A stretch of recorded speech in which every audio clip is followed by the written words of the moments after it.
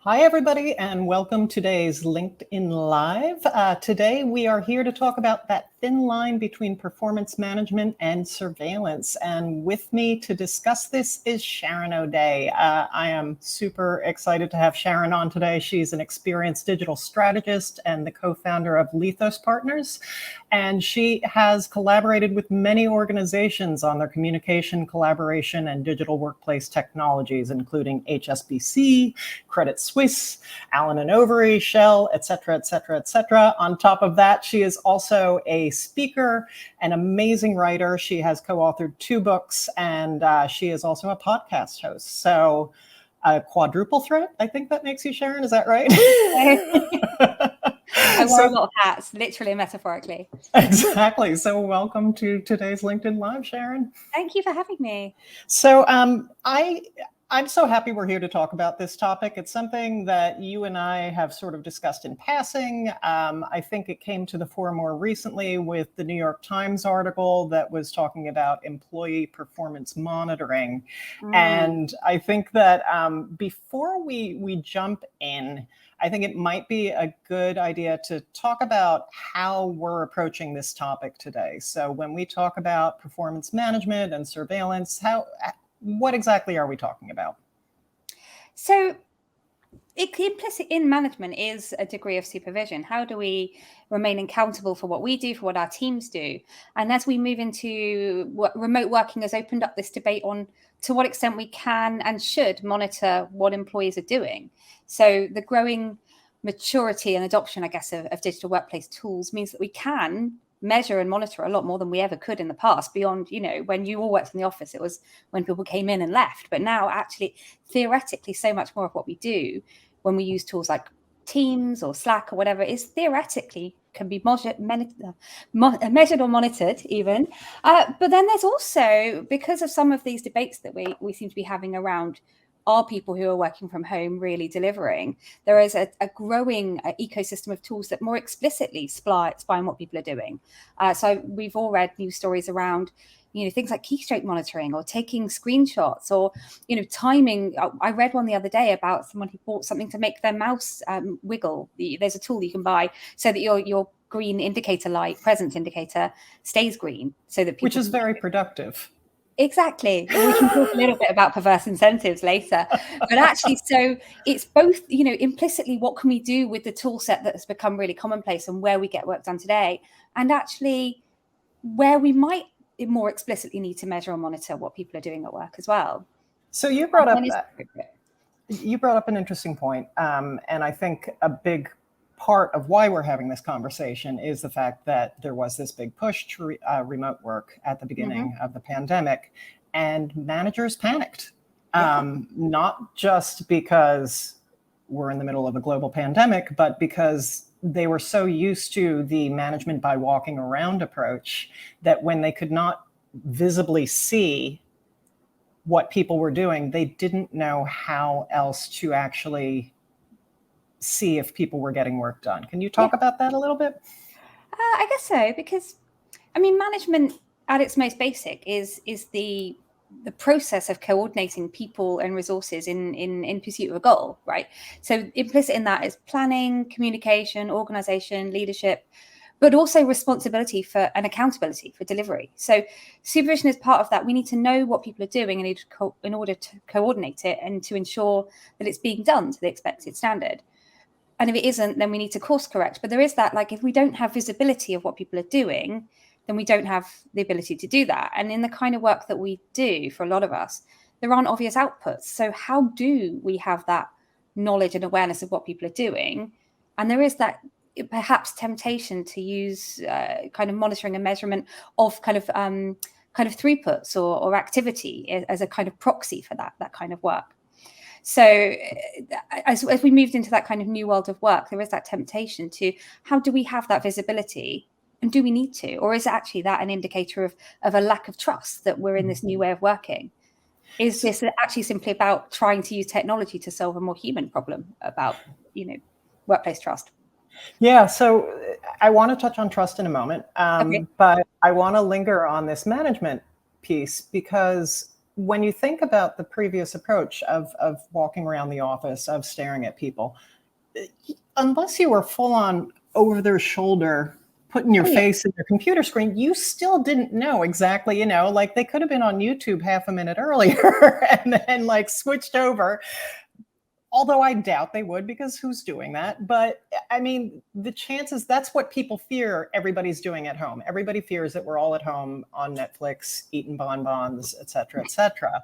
Yeah. So is that fundamentally a problem that management needs to learn to recognize the signs of the output?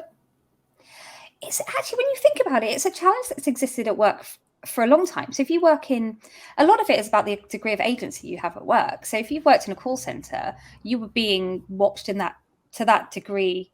People watch what you were doing, you have your calls recorded and so on. Actually, I guess this indicates is that as more of us are working away from being within that line of sight of management, there is that sense we don't know. So there is this fear that, what if people aren't doing what we need them to? And maybe that's, I guess it's a growing challenge that has existed in other parts of organizations, but is about, are we confident that work is being delivered? And that goes back to the trust thing.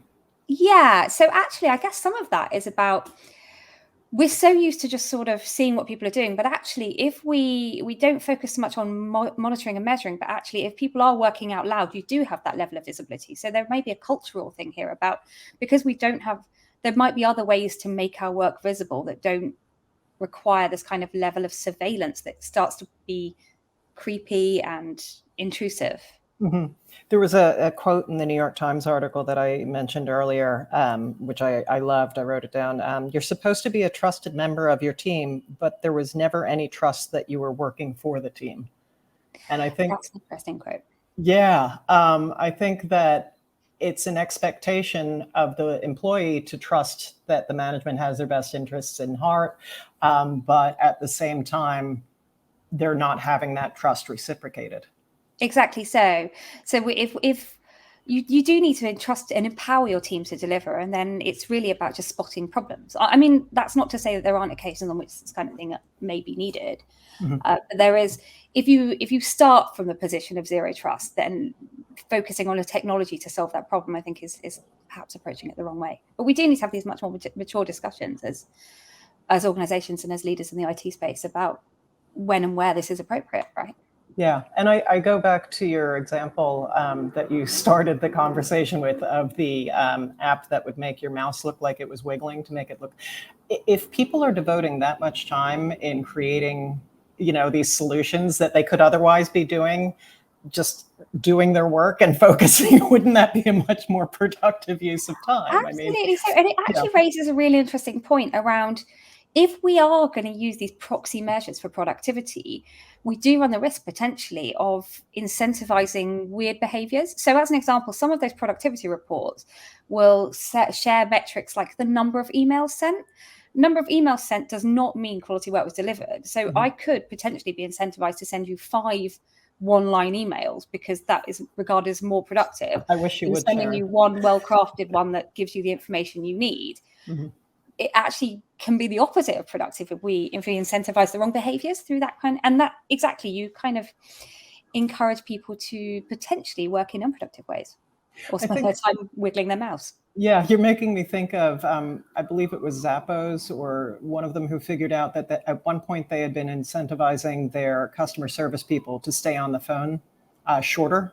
And they realized, oh, wait, no, you actually sometimes need to spend more time. But then some people took it to an opposite extreme where it's like, I was on the call with the person for an hour, so clearly I helped them with a lot of problems. And it's like, there's got to be somewhere in between, but it can't be these hard and fast rules of what productive means in these phrases. But it is, I think it's an interesting challenge. Call centers really are probably at the forefront of doing this level of monitoring. Mm-hmm. I remember an old boss of mine always used to say, outcomes, not outputs. And the challenge that when we are kind of focusing in this performance management space is there's a tendency to focus on those outputs, which aren't necessarily about productive work. They're about process. Mm-hmm. And actually, if we are going to think about how we use performance management tools in that kind of digital space, how do we measure outcomes? It's not always easy when you're in kind of knowledge occupations. Quite a lot of us really don't have a huge amount to show for our day's work at the end beyond a few conversations.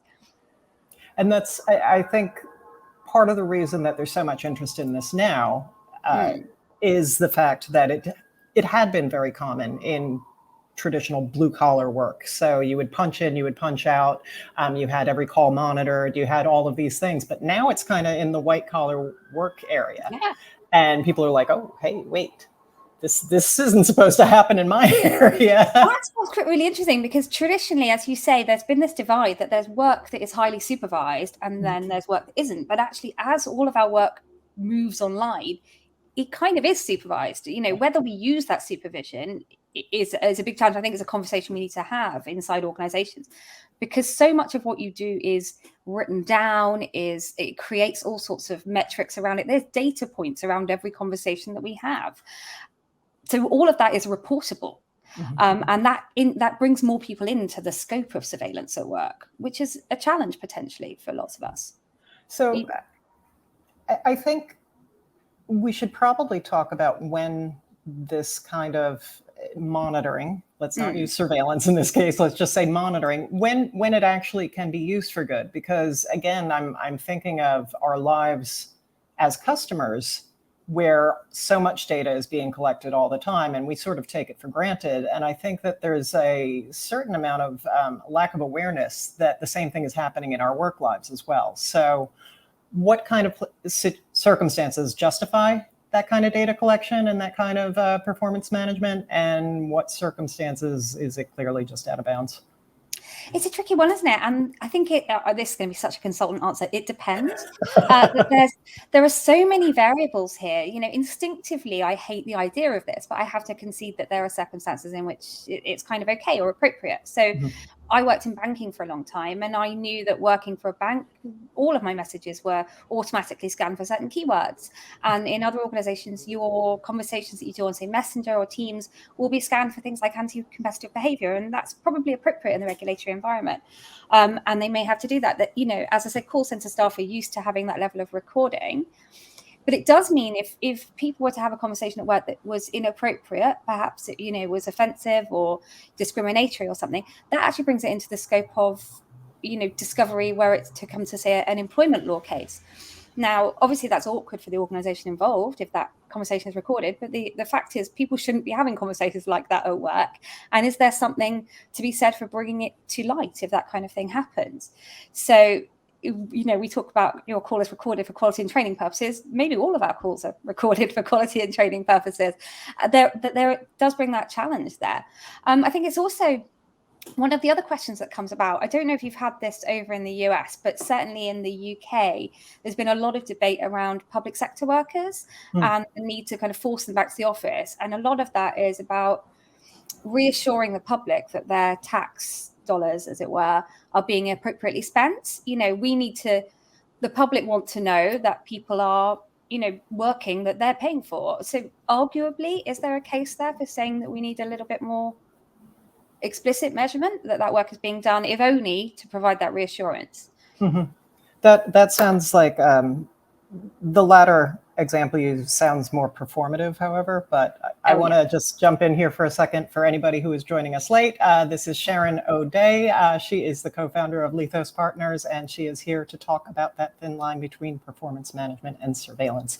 So back to the previous point, we were talking about how I understand that people have those ideas. Do you think we can move past those kind of concepts? Like, if I don't see these people in these offices shuffling papers and filing things, that I can trust that the work is being done?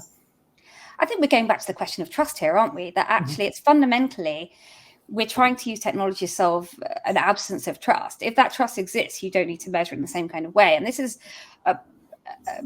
sort of perennial challenge that I think we have for all of us in knowledge occupations, because it's quite, when you go to do your performance review at the end of the year, how do you account for so much of what you've done? There are major projects, but a lot of what happens in between is really just shuffling of some description. It's moving projects along slowly. So actually, we kind of need to trust that all of that is contributing to the greater goal. And it's a challenge that we had long before we moved to remote work.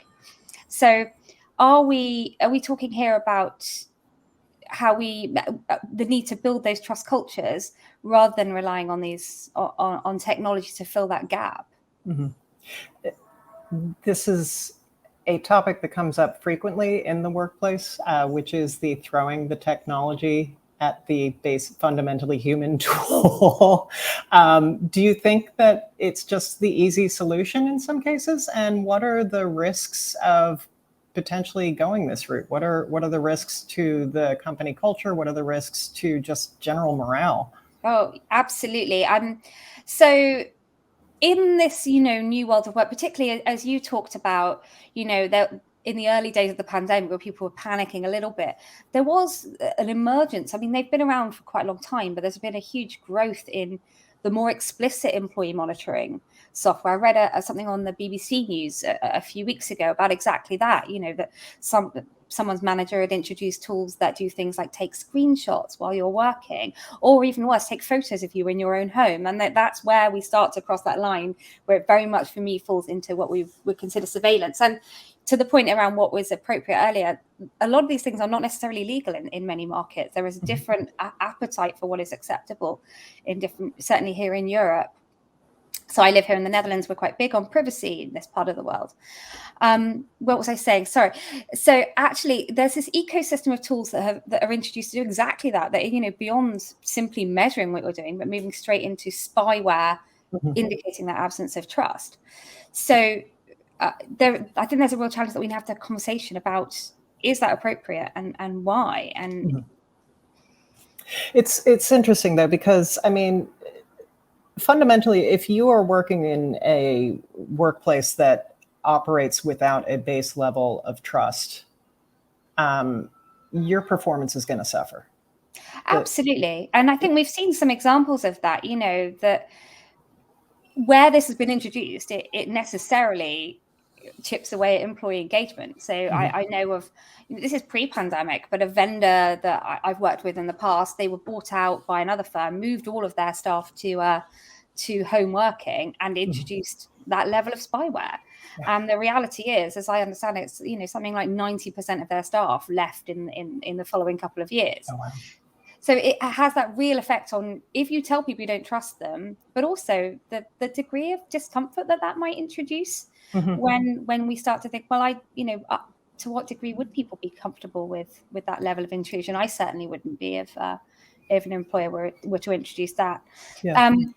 But there's also some challenges around things like, that's the explicit spyware, but I don't know if you read, it must be about 6 months ago, no, maybe it was longer than that, I forget, but when Microsoft sort of brought in their management dashboards, and there was, it seemed like a good idea in theory, but as with so many of these things in the space, just because you can measure something doesn't mean that you necessarily should.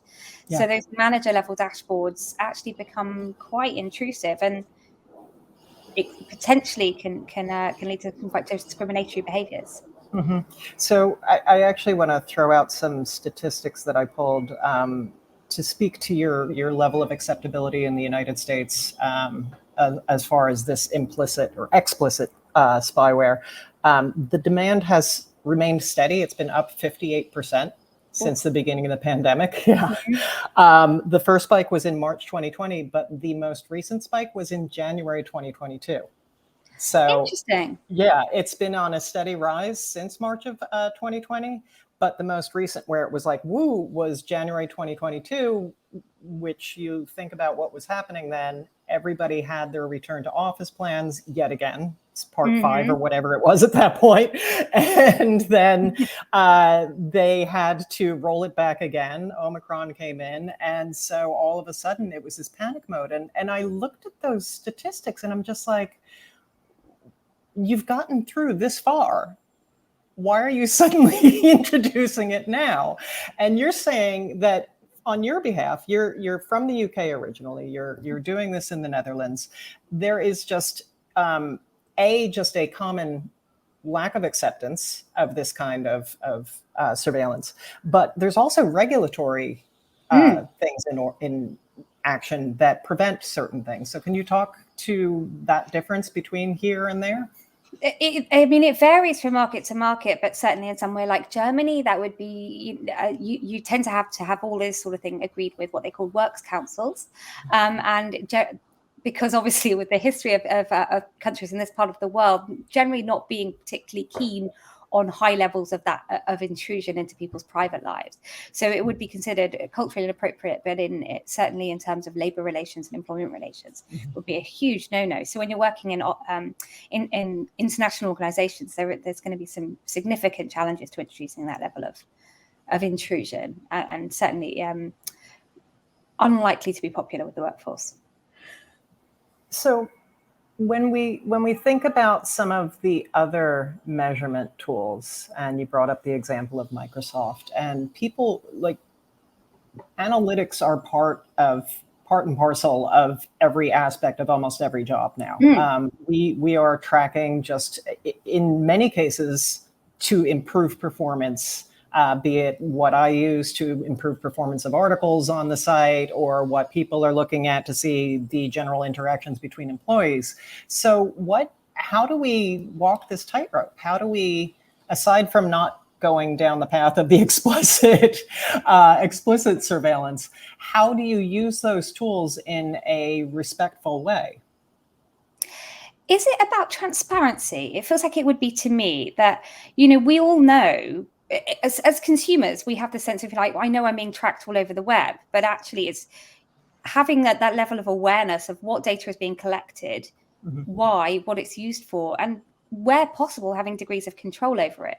So do we allow people to opt in? Is it part of an explicit agreement when we let people work from home that these are the things that we're measuring, that you do that with a degree of confidence, of transparency around what, why, and how it is used?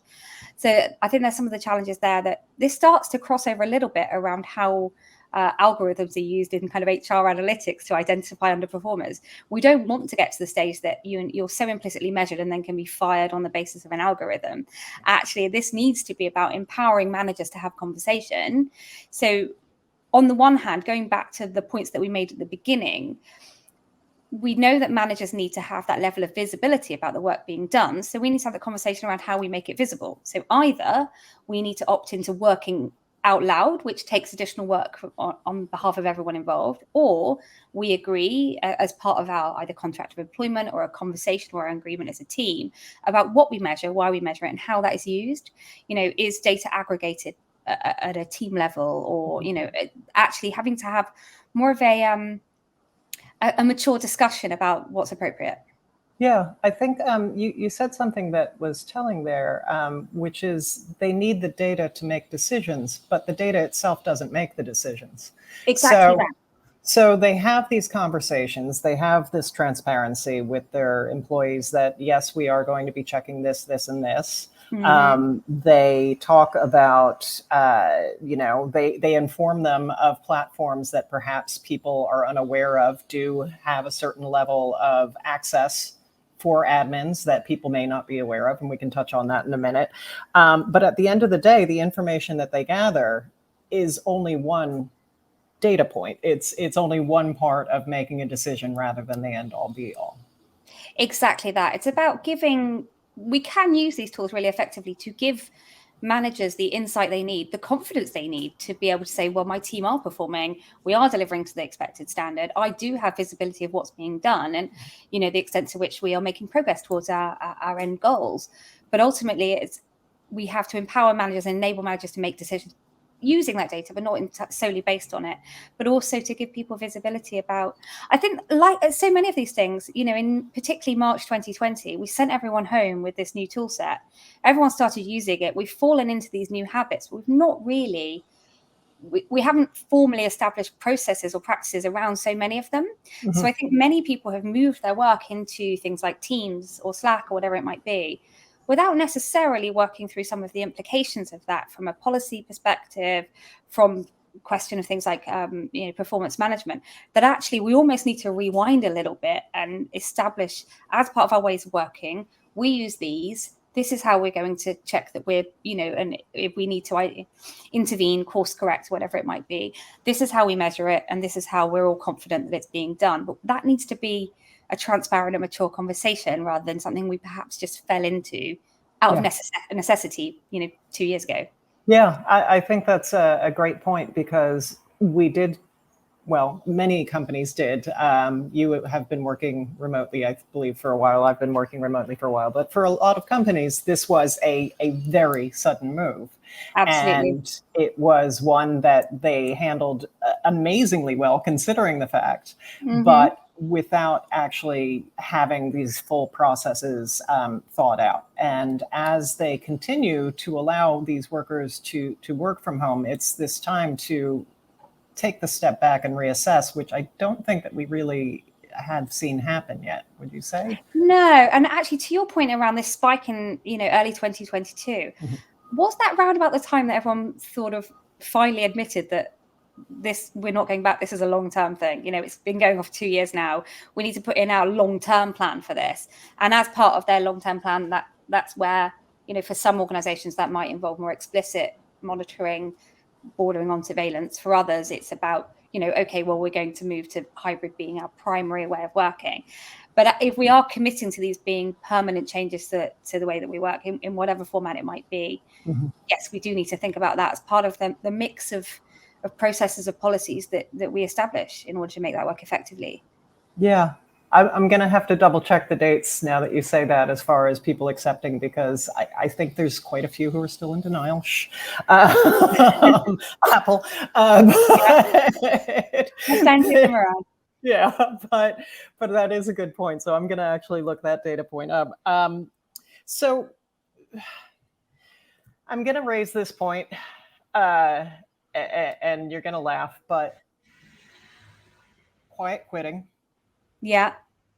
Do you think that quiet quitting is kind of a symptom of this, to a certain extent, of this lack of trust at the end of the day? Or do you think that I'm just throwing out a crazy word at the end of the phrase too? I think that's a fairly reasonable point. I mean, again, as with all these things, none of this is particularly new. If you look at statistics on employee engagement, I can't remember the exact number off the top of my head, but the number of people who are engaged at work has sort of hovered around the 25% mark.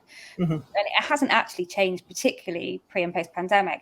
People have been disengaged at work in all manner of contexts, but there probably is something there around, after 2 years of being at home, we may be missing out on some of the things that we potentially had before, as in, progression or contact, or actually just generally feeling connected and engaged at work. So it may be part of what is eroding that. But if you don't have trust in the workplace, then there is that sense of, I'm just going to do the bare minimum to get away with it, whether that's wiggling my mouse or, or sending 5 emails to prove that I've been productive. Yeah. If trust doesn't exist, then perhaps that may be contributing to this, whether it really exists, phenomenon of quiet quitting. I'm still unconvinced on this one. I think quiet quitting has always existed, and they've just given it a label. Yeah, or maybe we uncovered it during this conversation, that it's actually a big sales ploy for these surveillance tools. Yeah, see, I like the theory here. So we're wrapping up here. We're almost at the hour, and I'm hoping that you have some final guidance, some final words of advice that people can walk away with today. What would you share with any leaders out there who are potentially considering some of these surveillance tools, or who potentially need to have these conversations with their employees? Well, okay, let me think of a few points. One of them would be that, as with all things, technology is never a solution for human problems. We need to understand what the human problem is first. Technology might be part of the solution, but if the absence of trust is fundamentally the problem, then I would look to establish the trust rather than deal with the absence of it by measuring it. I think it's probably worth remembering, just to the point we made just before close there, that actually there is this change to the way that we work, and so much of it's happened accidentally, and we've got through on best efforts. But if we are looking to move forward with this being part of the way that we get work done permanently, then we need to establish how we measure and monitor and what we consider appropriate as part of that plan, rather than just, and that we have an informed discussion as organizations, as leaders, with employees, so that people know what is being measured. Because I think, as more of us are using digital tools to get work done, I think that's bringing more people into the scope of potential measurement and potential surveillance. So we need to have that a really mature and informed debate at all levels about what each of us consider appropriate within our own organization, our own culture and context, so that it's done appropriately. I think one of the big takeaways is just this is a conversation we need to continue having between organizations, internally with organizations. It's something that clearly we weren't going to resolve in half an hour, but I think that you brought up some great points. So thank you. Once again, this was Sharon O'Dea. She is the co-founder of Lethos Partners, and I appreciate you spending your evening with us, Sharon. Thank you so much for having me. Really enjoyed this chat. All right, everybody, check us out next time.